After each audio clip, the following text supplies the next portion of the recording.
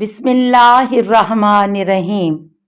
السلام علیکہ یا صاحب العصر والزمان۔ سامعین کرام، 3 منٹ قیامت کے عالم آخرت میں 3 منٹ کا سفر ہے، جس کی آج 7ویں کڑی ہے۔ میں نے سر سے لے کر پاؤں تک سفید لباس پہنا۔ برف پر میرے چلتے ہوئے میرے جوتوں کی خس خس کی آواز دور دور تک جا رہی تھی۔ میں قبرستان کے آخری سرے تک جانے کے لیے چل پڑا۔ قبرستان کے آخری گوشے سے تلاوت قرآن کی آواز آ رہی تھی۔ ہماری بستی کے ایک مولانا صاحب جو سادات میں سے تھے، یہ انہی کی آواز تھی۔ وہ شب جمعہ ساری رات ایک قبر میں تلاوت قرآن اور نماز شب پڑھنے میں گزارتے تھے۔ میں سمجھ گیا میرے دوست کیا چاہتے ہیں۔ وہ اس بزرگ کے ساتھ مذاق کے موڈ میں تھے۔ میں نے واپسی کا ارادہ کر ہی لیا تھا کہ میرے اندر سے آواز آئی، اگر ایسے ہی پلٹ گیا تو تیرے دوست تیرا مذاق اڑائیں گے کہ تم ڈر گئے ہو۔ لہٰذا میں نے قبرستان کے آخری سرے تک جانے کا فیصلہ کیا۔ برف پر چلنے کی آواز جیسے جیسے نزدیک آ رہی تھی، سید کی قرآن خوانی کی آواز بھی بڑھتی جا رہی تھی۔ سید کی آواز سے میں سمجھ گیا کہ وہ ڈر گیا ہے، لیکن اس کے باوجود میں آگے بڑھتا رہا اور بالآخر میں اس قبر کے کنارے پہنچ گیا جہاں سید اپنے رب کی عبادت میں مشغول تھا۔ مجھے دیکھتے ہی خوف کے مارے اس کی چیخ نکل گئی۔ میں نے سر پٹ دوڑ لگائی اور 9 2 11 ہو گیا۔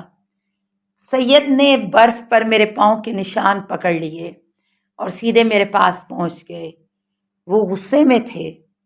میں نے شروع میں انکار کیا، لیکن پھر معافی مانگی۔ وہ پریشانی اور غصے کے عالم میں وہاں سے چلے گئے تھے، لیکن اب سالوں بعد اس واقعے کو اپنے نامہ اعمال میں دیکھ رہا تھا۔ آپ اندازہ نہیں کر سکتے، جب انسان اپنے نامہ اعمال میں کوئی گناہ دیکھتا ہے تو اس کی کیا حالت ہوتی ہے، خاص کر اگر کسی کی تکلیف دی گئی ہو تو انسان کے باطن میں آگ لگ جاتی ہے۔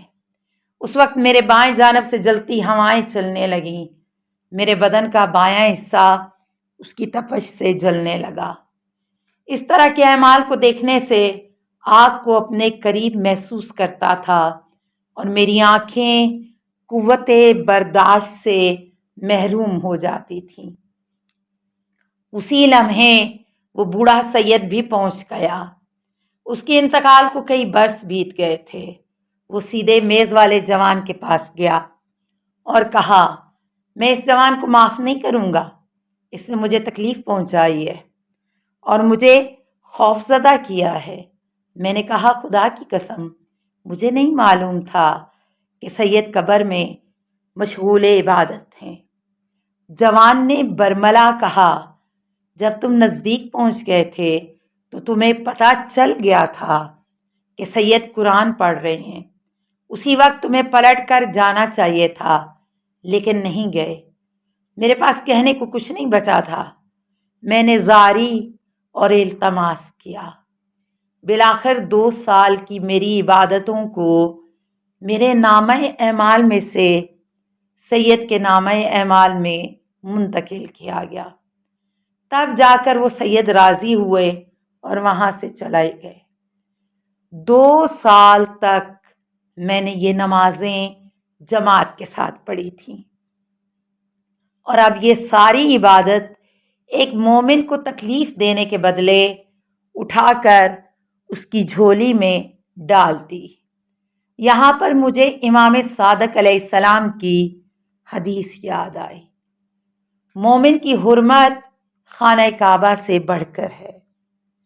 کتاب کے مزید صفحے پلٹے ایک اور واقعہ بھی لکھا تھا، جس میں ایک مومن کو اذیت پہنچائی تھی۔ وہ میرا اپنا دوست تھا اور ہم آپس میں بہت زیادہ ہنسی مذاق کیا کرتے تھے۔ ایک دفعہ کسی محفل میں سب کے سامنے اس کا مذاق اڑایا اور بری طرح اس کا دل توڑا۔ خود مجھے بھی احساس ہوا کہ میں نے زیادتی کی ہے۔ فوراً اس سے معافی مانگی۔ وہ خاموش رہا اور چلا گیا۔ پھر وہ دن بھی آیا جب مجھے آپریشن کے لیے ہسپتال جانا تھا۔ میں نے فون اٹھا کر اس دوست کا نمبر ڈائل کیا۔ میں نے کہا، بھائی، میں نے تمہارے ساتھ ظلم کیا ہے، بھری محفل میں تمہارا مذاق اڑایا ہے، پلیز مجھے معاف کر دو۔ لگتا ہے میں ہسپتال سے دوبارہ لوٹ کر گھر نہیں آ پاؤں گا۔ میں نے اس کو آپریشن کے بارے میں بتایا اور دوبارہ التماس کی کہ مجھے بخش دے۔ کہنے لگا، میں نے تجھے معاف کر دیا ہے، انشاءاللہ ٹھیک ہو کر اپنے گھر واپس جاؤ گے۔ اپنے نامہ اعمال میں اس واقعے کا مشاہدہ کیا۔ میز والے جوان نے بتایا کہ تمہارے دوست نے کل ہی رضایت کا اظہار کیا ہے۔ اگر اس کی رضامندی نہ ہوتی تو تمہارے سارے اعمال اس کے کھاتے میں چلے جاتے۔ تمہیں مذاق لگ رہا ہے۔ ایک مومن کی آبرو ریزی کی ہے تم نے۔ بعد میں نے رسول اللہ صلی اللہ علیہ وآلہ وسلم کی سیرت کا مطالعہ کیا تو بہت کچھ سیکھنے کو ملا۔ ایک دن حضرت صلی اللہ علیہ وآلہ وسلم نے کعبے کو دیکھا تو فرمایا، اے خدا کے گھر، تمہارے کیا کہنے، خدا نے تجھے بڑا مرتبہ دیا ہے اور تیری حرمت کا پاس رکھا ہے، لیکن خدا کی قسم، ایک مومن کی حرمت اللہ کے ہاں تیری حرمت سے زیادہ عظیم ہے۔ اللہ نے تیری ایک چیز حرام کی اور مومن کی 3 چیزیں حرام کی ہیں، اس کا خون، اس کا مال اور اس کی آبرو، اور یہ کہ اس کے بارے میں برا گمان کیا جائے۔ امام بارگاہ۔ دل چاہ رہا تھا بیٹھ کر زار زار گریا کروں۔ ایک چھوٹے سے مذاق کی خاطر 2 سال کی عبادت گنوا بیٹھا تھا۔ ایک فضول سی غیبت نے میری بہترین عبادتوں کو مٹا دیا۔ خدا کتنی باریکی سے حساب کتاب لیتا ہے۔ بنا سوچے ایک ناشائستہ حرکت اور اب افسوس سے ہاتھ ملنا۔ خدایا توبہ۔ اسی وقت میز والے جوان کی آواز آئی، ایک آدمی یہاں 4 مہینے سے تمہارا انتظار کر رہا ہے۔ وہ ایک دیندار انسان ہے اور اس کے اعمال بھی نیک ہیں۔ اس نے برزخی جنت میں جانا تھا، لیکن تمہاری وجہ سے اس کو یہیں پر روک لیا گیا ہے۔ میں نے پوچھا، وہ کون ہے؟ وہ ہماری مسجد کا ایک بوڑھا متولی تھا۔ میرے سامنے اور میز والے جوان کے کنارے کھڑا تھا۔ جھک جھک کر سلام اور احوال پرسی کی اور پوچھنے لگا، کہاں رہ گئے تھے؟ میں کئی مہینوں سے تمہارے انتظار میں یہاں بیٹھا ہوں۔ کہنے لگا، یہ اس زمانے کی بات ہے جب تم مسجد میں ثقافتی اور مرکزی سرگرمیوں میں مصروف تھے۔ میں نے تم پر ناروا تہمت لگائی تھی۔ میں یہاں اسی لیے آیا ہوں کہ تم سے بخشش طلب کروں۔ وہ واقعہ میرے سامنے تھا۔ ایک دن میں مسجد میں مصروف تھا، وہی ثقافتی سرگرمیاں۔ یہ بوڑھا متولی اپنے ساتھیوں کے ساتھ ایک کونے میں بیٹھا باتیں کر رہا تھا۔ میری پیٹھ پیچھے ایسی بات کہی جس کا مجھ سے کوئی تعلق نہ تھا۔ اس نے مجھ پر تہمت لگائی تھی۔ اس نے ہماری نیت پر شک کیا تھا۔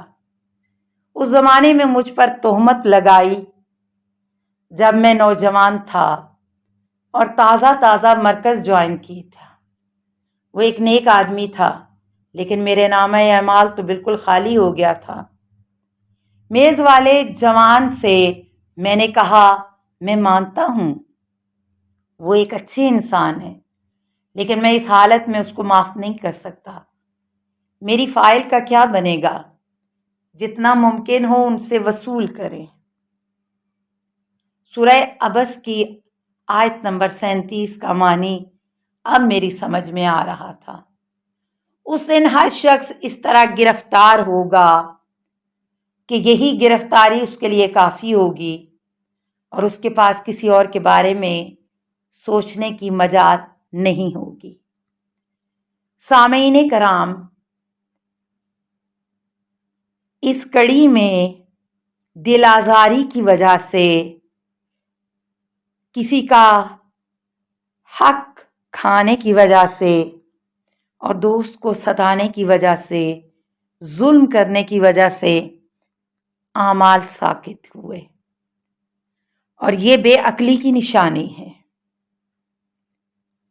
سلسلہ آئینہ کے سلسلے میں ہم بے عقلی کی علامات اور معصومین کی احادیث کے بارے میں بیان کر چکے ہیں۔